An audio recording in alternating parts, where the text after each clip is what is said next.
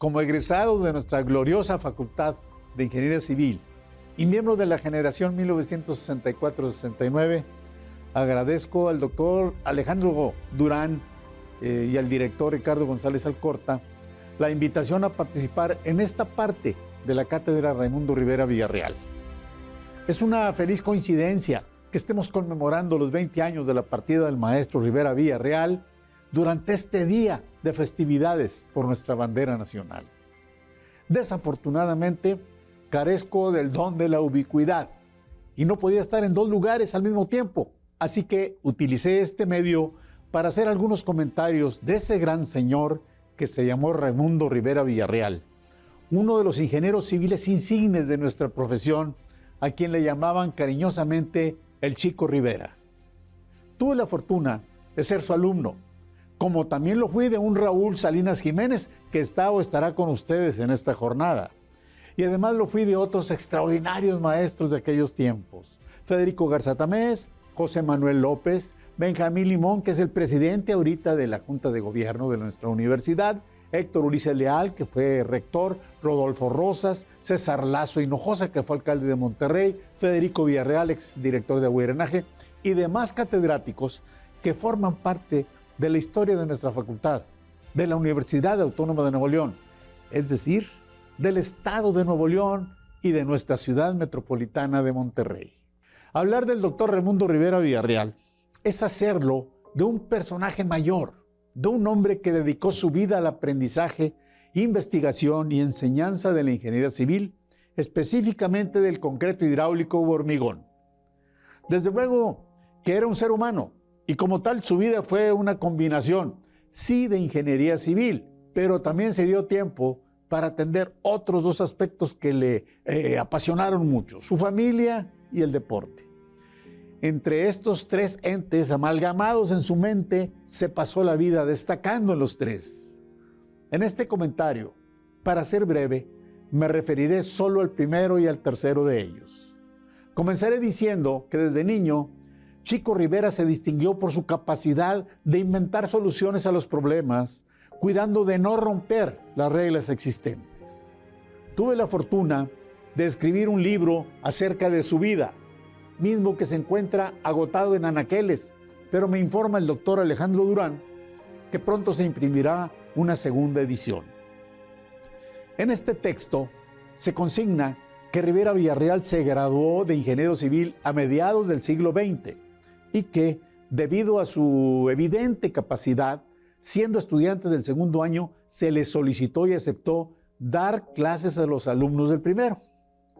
En ese momento descubrió que la Facultad de Ingeniería Civil sería su casa y ya jamás saldría de ella. En su juventud, platica su hermana Anita, Chico Rivera fue un joven obediente del mandato de sus padres, pero que ella una vez sintió curiosidad porque las sábanas con las que dormía nuestro personaje en la cama, ¿verdad?, resplandecían en la oscuridad y sigilosamente se acercó a la cama sorprendiéndolo estudiando con una lámpara debajo de la colcha. Él obedecía a su padre, quien había dado la orden de que las luces de la casa se apagaran a las 10 de la noche, pero no había prohibido que se estudiara con las lámparas escondidas. Así, él cumplía con los dos mandatos, el de su padre de apagar las luces temprano y el propio de estudiar mucho. Su otra hermana, Elsa, que era la menor, se quejaba porque el joven Raimundo le decía que ella no hacía nada. Y su molestia venía porque nunca había reprobado ninguna materia. Es decir, era una buena estudiante. Así que le parecía injusta la crítica de Raimundo. Pero al paso del tiempo, entendió lo que le decía o le trataba de decir el Chico Rivera. Ella se dio cuenta que todas las actividades que su hermano desarrollaba y que, bueno, pues eran muchas, en todas destacaba. Así que comparativamente aceptó que ella pues no hacía nada. Porque de estudiante, Raimundo se distinguió también como un gran jugador de fútbol americano. Fue el primer quarterback, el primero de los castores de ingeniería, portando el jersey número 1 y distinguiéndose por haber anotado el primer touchdown, jugando en el extranjero de todos los equipos de la Universidad de Nuevo León. Esta hazaña la logró en el en el año de 1948 contra el equipo de St. Joseph Academy en Brownsville, Texas. En el deporte universitario realizó lo que nadie había hecho antes, jugando además de con Castores, con los Tigres de Liga Mayor, siendo entrenador de Castores por 16 exitosísimas temporadas. Rivera creó también la Liga Nacional Colegial de Fútbol Americano en 1967 y además creó la Liga Nacional Colegial de Fútbol Soccer. No es casual que a propuesta de nuestro colega Cayetano Garza, otro grande del fútbol americano de la universidad, uno de los dos estadios más antiguos de nuestra querida alma mater se llame Estadio Chico Rivera. Como académico, Raimundo Rivera Villarreal obtuvo en la Facultad de Ingeniería Civil sus mejores éxitos, tanto en la cátedra como trabajando en los laboratorios y también en el deporte. Ahí cosechó grandes amistades, aunque, pues como todos los seres humanos destacados, también tuvo críticos y gente que no lo quería. Decía el poeta cubano José Martí: triste es no tener amigos, pero más triste debe ser no tener enemigos, porque quien enemigos no tenga, señal es que no tiene talento que haga sombra, carácter que impresione, valor al que se le tema, ni casa buena que se le envidie, ni cariños verdaderos. En ese sentido, nuestro querido país, México, tiene una historia muy rica, plena de personas talentosas que destacan y muchas de ellas aparecen en la historia patria. Estas mujeres y hombres valiosos suelen sufrir los embates de la competencia desleal y la envidia que siempre intentan destruirlos, pero la mayoría de ellos termina triunfando porque son necesarios por sus talentos. Hay muchos ejemplos. Uno de ellos, digamos, Lucas Alamán, un guanajuatense que cultivó la mineralogía, la historia y la política. Fue un artífice del pensamiento conservador y centralista del siglo XIX, porque se vale, se puede ser de cualquier partido y de cual ideología, pero destacar en ella. Fue un mexicano indispensable en los gobiernos afines ideológicamente a él y combatido por los ideólogos liberales y federalistas, como José María Luis Mora, y además por conservadores también, como Carlos María de Bustamante. Pese a que en sus escritos criticaba duramente a los gobiernos liberales como el de Guadalupe Victoria o Valentín Gómez Farías, por su talento administrativo y su orden organizacional, era requerido en los gabinetes de sus rivales ideológicos. De este tipo de grandes hombres y mujeres, que despiertan pasiones encontradas, tenemos en nuestra tierra y son generalmente el motor del progreso. Quienes los admiran, pues siguen sus pasos en el estudio y en el empeño, y quienes los envidian buscan superarlos. Así que, pues, de cualquier forma, ellos son motor para generar conocimiento y desarrollo. Porque, pues no podría explicarse uno a un Raimundo Rivera Villarreal, estudioso, investigador, maestro y además deportista, con un carácter débil o pusilánime. No, no, no. Al contrario, siempre fue un hombre que cuando algo no le parecía, cuando él pensaba que era incorrecto, lo expresaba. Y muchas veces no se tiene tiempo de envolver todo con un oropel. Hay muchísimas anécdotas de Chico Rivera. Me decía el doctor Durán que contara algunas. Pero bueno, aquí está el ingeniero Reinaldo Farías Montemayor. Él comenta que cuando supo que en su examen profesional le había tocado Raimundo Rivera como presidente del jurado, solicitó a su familia que suspendieran el festejo. Ese festejo estaba ya preparado para ese día, pero la verdad es que nadie sabía cuál sería el veredicto de un jurado presidido por el Chico Rivera.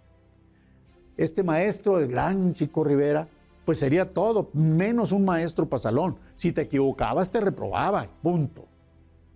Y anécdotas como estas, pues hay muchas, porque Rivera podía ser un maestro amable, pero lo estricto jamás lo obviaba y sabía cuándo ser hasta irónico para estimular al alumno, aunque cuando uno recibía un mensaje así de su parte, no dejaba de ponerse nervioso. Recuerdo una vez, estábamos haciendo fila a sus alumnos para que él nos entregara un examen escrito. Estaban colocadas las sillas con el pupitre en el corredor del segundo piso rumbo a la dirección. Y cuando me tocó a mí recibir el examen, yo venía muy seguro de lo que había estudiado, porque había faltado algunas clases en el año. Anteriormente se estudiaba todo un año, no en semestres como ahora, ¿no? Bueno, pues yo venía hasta bromeando con un compañero ahí mientras esperábamos turno. El maestro Rivera me dijo a la hora de entregarme el escrito, que me borró la sonrisa, me dijo: Polo, ¿de veras quieres presentar? Con sus faltas a clases por poco pierde usted su derecho a examen y es posible que repruebe. Pues yo no supe qué contestar, porque no esperaba una pregunta de ese tipo. Lo único que tímidamente le dije: pues sí, maestro, deme mi examen. Y mientras caminaba a la silla donde me tocaba llenar con respuesta las hojas del examen, me sentía reprobado, a pesar de que me había preparado muy bien. Pero una vez sentado y leyendo las preguntas, como me las sabía casi todas, me regresó la confianza en mí mismo y me llegó una especie de rebeldía o voluntad que rayaba en coraje, así que me esforcé como nunca antes lo había hecho para deducir las respuestas de las únicas dos preguntas que no tenía certeza de saberlas, y contesté con seguridad las otras, aquellas las que sí estaba seguro de cuáles iban a ser sus respuestas. Bueno, pues el resultado del examen fue muy bueno, y a la vez siguiente que me encontró o que me vio el ingeniero, me dijo: le sirvió el piquetito para que se preocupara, para que aprendiera que nunca se debe confiar en que uno se la sabe de todas.